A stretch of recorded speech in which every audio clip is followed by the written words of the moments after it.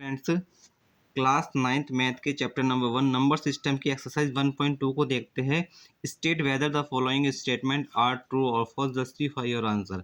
Every irrational number is a real number. जितने भी irrational numbers होते हैं वो रियल नंबर्स होते हैं, ये बात हमें बतानी। तो ये बात क्या हो जाएगी? ट्रू हो जाएगी, क्योंकि रेशनल नंबर और इरेशनल नंबर दोनों ही रियल नंबर्स होते हैं। इसलिए इसने कहा कि इरेशनल नंबर रियल नंबर होते, तो ये बात तो ट्रू हो जाएगी, क्योंकि रियल नंबर में रेशनल नंबर्स भी आते हैं, तो इरेशनल तो हो गई ही होगी, तो ये बात क्या होगी? ट्रू हो जाएगी।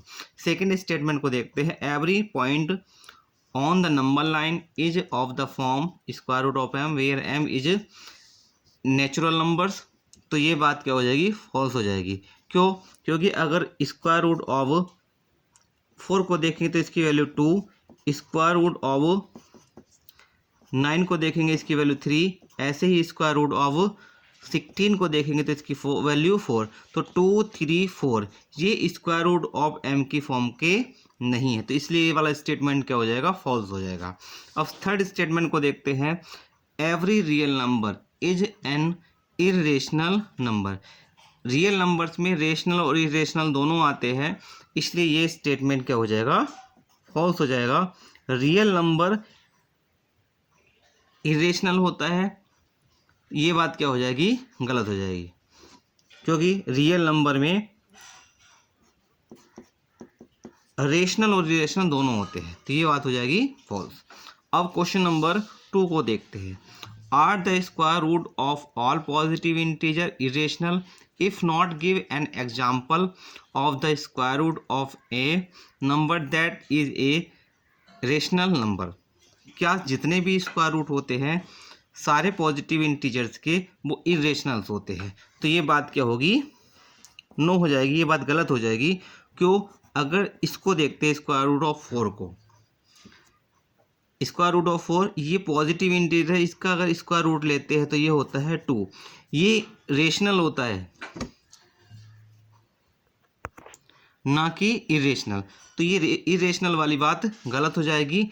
स्क्वायर रूट ऑफ 4 का जो स्क्वायर रूट होता है वो क्या होता है? Square root of 4 is equal to 2 होता है, ऐसे ही स्क्वायर रूट ऑफ 9 3 होता है, तो ये बात क्या हो जाएगी? फॉल्स हो जाएगी। एग्जाम्पल हो जाएगा हमारे पास square root of 4 square root of 9, example. Clear? Next question को देखते हैं, एक्सरसाइज 1.2 के क्वेश्चन नंबर 3 को। So how square root of 5 can be represented on the number line. तो नंबर लाइन इस तरीके से होती है, बीच में 0 होता है, फिर 1 2 3 4 5 अप टू इनफाइनाइट, इस तरीके से नंबर लाइन होती है।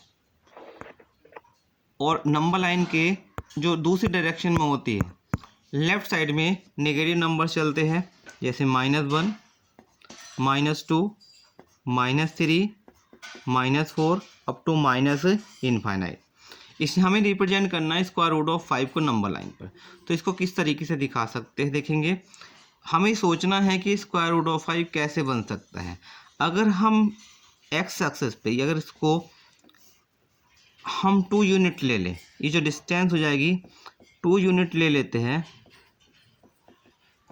ये डिस्टेंस, और इसका जो परपेंडिकुलर 1 यूनिट ले लेते हैं, 1 यूनिट ले लेते हैं, तो जो हाइपोटेन्यूस होगा बाय पाइथागोरस थ्योरम, ये राइट एंगल ट्राइंगल बन जाएगा। तो by Pythagoras theorem hypotenuse square is equal to perpendicular square plus base square. तो हाइपोटेन्यूस हमें निकालना है, तो hypotenuse square is equal to perpendicular हमारे पास 1 हो जाएगा, स्क्वायर ऑफ 1, और ऐसे ही बेस हो जाएगा यहाँ पर 2 यूनिट, स्क्वायर ऑफ 2। तो hypotenuse square is equal to 1 + 4 और hypotenuse square is equal to 5। तो आप कह सकते हैं hypotenuse H is equal to square root of 5। तो ये वाली जो डिस्टेंस होगी ये होगी स्क्वायर रूट ऑफ 5। तो स्क्वायर रूट ऑफ 5 को नंबर लाइन पर रिप्रेजेंट करने के लिए एक आर्क लेंगे कंपास में, इसको यहाँ तक फिल करेंगे और यहाँ से लेने के बाद एक आर्क लगा देंगे। ये वाली जो डिस्टेंस होगी यही रिप्रेजेंट करेगी स्क्वायर रूट ऑफ 5 को। Thank you for watching. I hope you understand well. मिलते हैं नेक्स्ट वीडियो में।